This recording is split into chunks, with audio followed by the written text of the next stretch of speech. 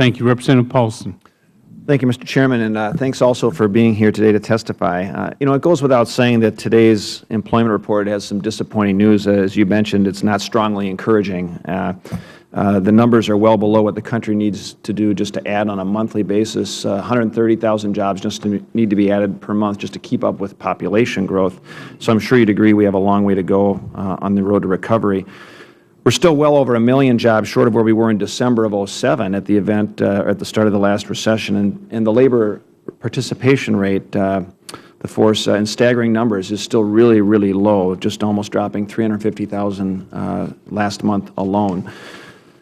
Let me just turn to something that many of us refer to as the jobs gap. The difference between the average employment growth following a recession and the more anemic employment growth that has followed the most recent recession. 4.5 years after the recession ended, there are still fewer payroll jobs than pre-recession. So by various measures, there is a huge jobs gap. The Brookings Institution, for example, estimates that it's as high as 8 million jobs. Has the BLS done an estimate at all of that jobs gap, of those types of numbers?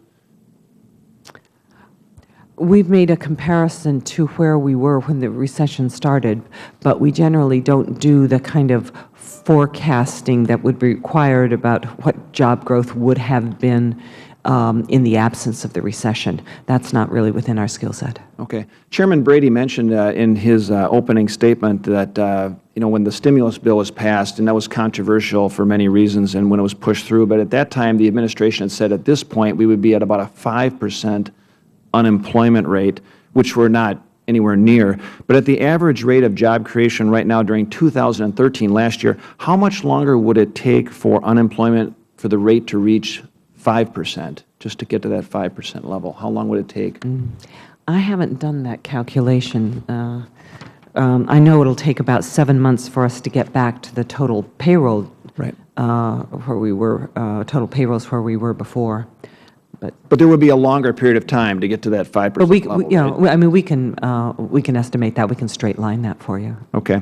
And let me turn a little bit to part-time, because part-time employment and full-time employment has been something else that's been discussed with some concerns. I'd like to ask some questions about that. Part-time employment for economic reasons is a measure, some would say, of weakness in the labor market. As an economist, would you agree that part-time employment could be viewed as a weakness of in the labor market? Well, generally speaking, during recessions, you do see an increase in the number of people who are part-time for economic reasons. They're not getting as many hours as they would like, or because they would prefer to work full-time. That's why they're in that category. So either they're not getting as many hours, or they've taken a part-time job because they haven't found a full-time job. All right, and we've been post-recession now for a while, technically, right, on the technical side. So a lot of employers are unsure they need workers long-term, or there are regulatory disincentives for employers to hire full-time workers.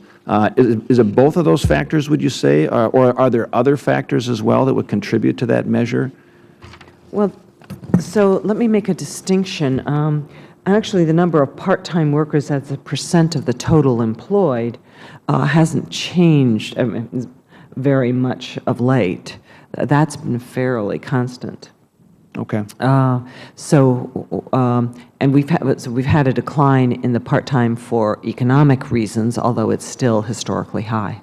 One of the things that will be interesting to watch in the near future is just with the implementation now of the Affordable Care Act, or the President's new health care laws. I've spoken with several employers that in Minnesota, for example, and that are now concerned about being forced to scale back full-time workers into part-time jobs now because of the Affordable Care Act. And one restaurateur, and restaurants normally have part-time workers, right? But there's one restaurateur I spoke with who has 530-some employees, and 41% of those workers are full-time. But now he's essentially looked at moving all of those full-time workers into 29 hours into part-time status. And so, there are consequences, obviously, of moving good full-time jobs into part-time jobs.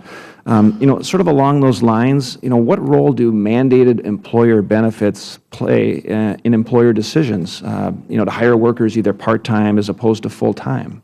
Our data wouldn't allow us to answer that question. That would be a policy research question. Okay, good. I think we're going to be hearing more about that, Mr. Chairman, so I was just curious. Thank you, Representative. Thank you, sir. Representative Sanchez.